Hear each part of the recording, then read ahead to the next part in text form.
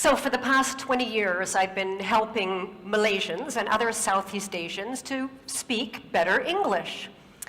And through training thousands of Southeast Asians, I've discovered a very surprising truth. I've discovered that how well somebody communicates in English actually has very little to do with their English level. It has a lot to do with their attitude towards English.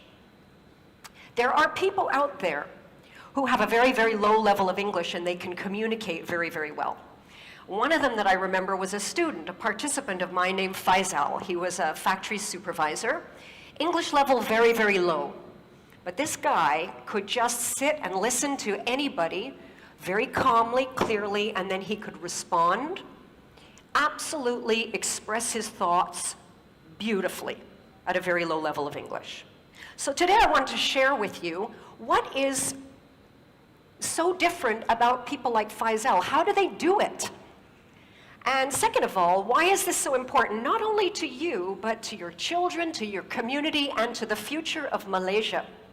And third of all, what's one thing you can do, starting today, if you want to speak with that calm, clear confidence that people like Faisal has? So first of all, what is so different? How do people like Faisal do it? So to answer that question, I'm going to take you back about 10 years, okay? So I was training staff at that time, and my daughter at that time was taking piano lessons.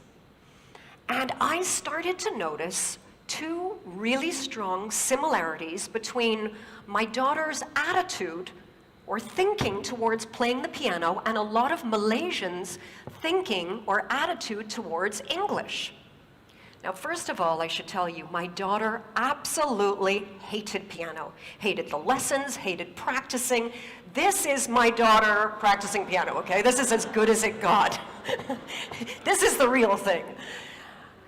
And she dreaded going to piano lessons because to my daughter, going to piano lessons, she was filled with this sort of dread because it was all about not screwing up, right? Because like for a lot of piano students, to both my daughter and her teacher, her success in piano was measured by how few mistakes she made.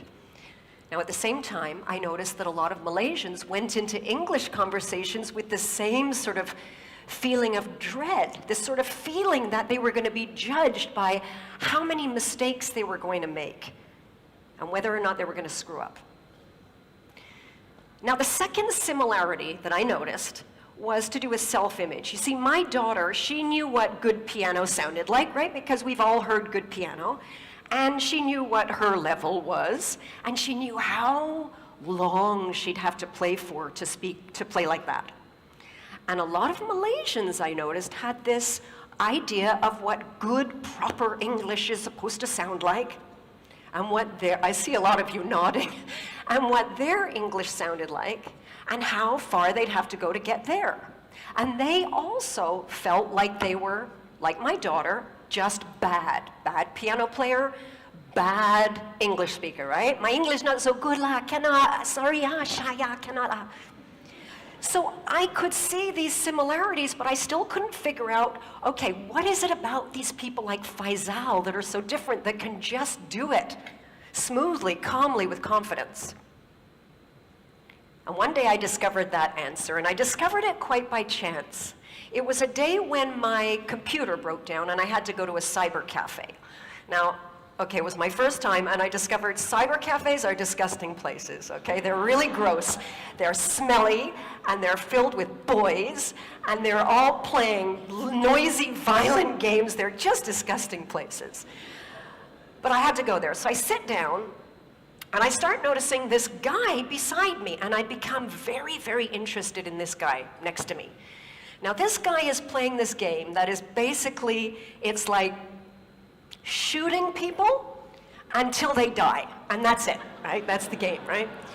And I'm noticing that this guy is not very good. He's like, in fact, terrible, right? Because I'm looking and I'm seeing like a lot of shooting and not much dying, right? But what really interested me was behind this lousy player were 3 of his friends sort of standing there watching him play. And what I really noticed was, even though this guy was terrible, even though his friends were watching him, there was no embarrassment. There was no feeling of being judged. There was no shyness. In fact, quite the opposite. This guy's like totally focused on the bad guy, smile on his face. All he can think about is killing these guys, right? And I'm watching him and I suddenly realized, this is it. This is the same attitude that people like Faisal have when they speak English. Just like this guy, when Faisal goes into an English conversation, he doesn't feel judged. He's entirely focused on the person that he's speaking to and the result he wants to get. He's got no self-awareness, no thoughts about his own mistakes.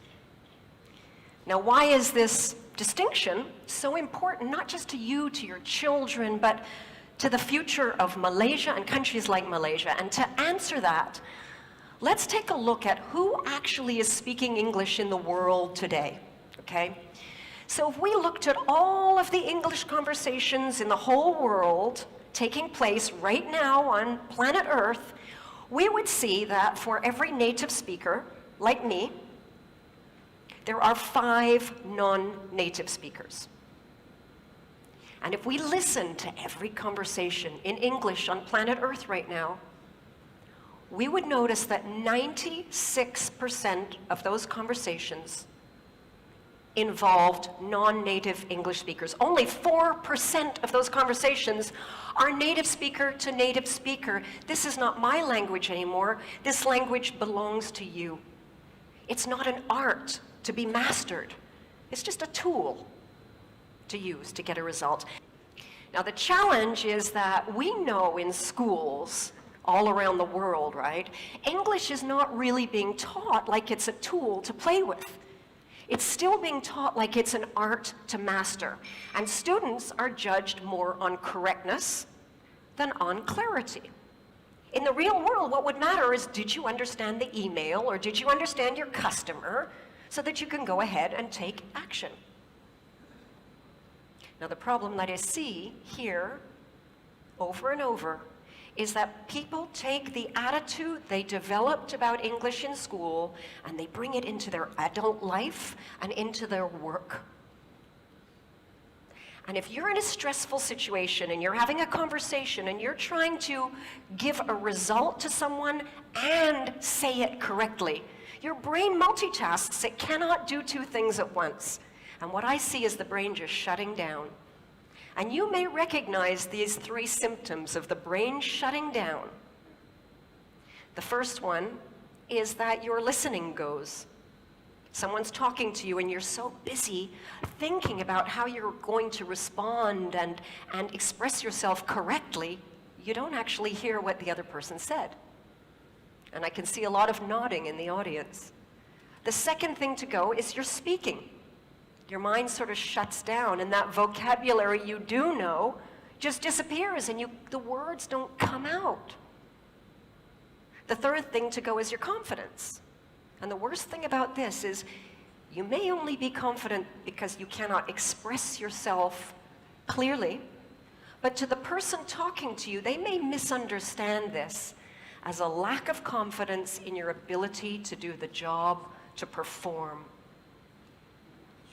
So if you want to speak English like Faisal with that great confidence, here's the one thing that you can do.